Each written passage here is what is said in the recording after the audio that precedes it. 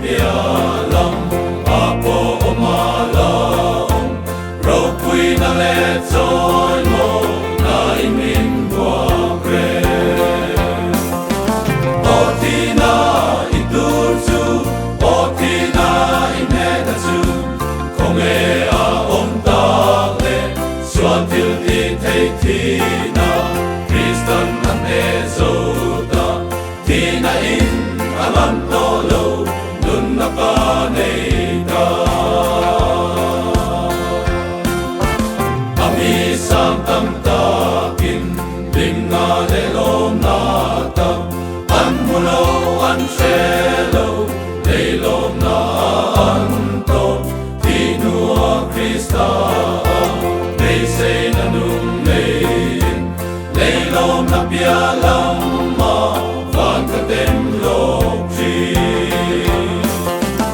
otina itur chu otina imeda chu kong e a om ta le suan til ti thei ti na Kristan an e zota tina in alam to lo nun na pa nei ta ei ho sak na ro til kadu ka son te hi vana ka chong lu tu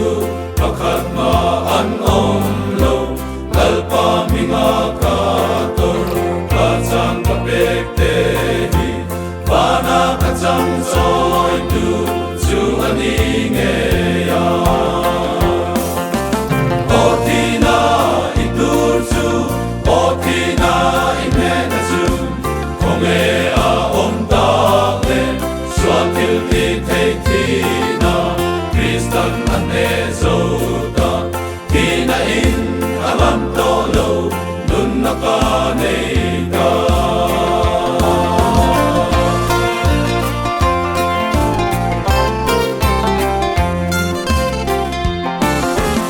e ka le tak sa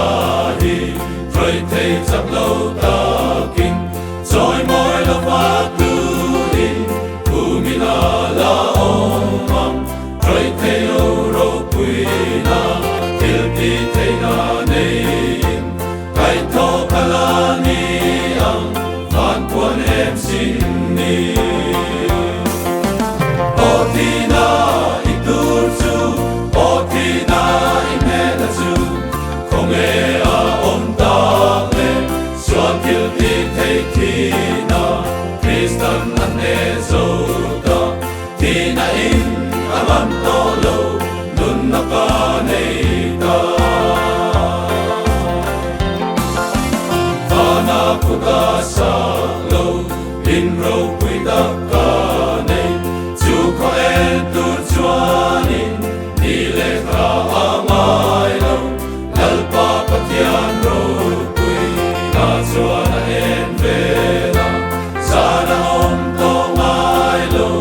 o karam mo ya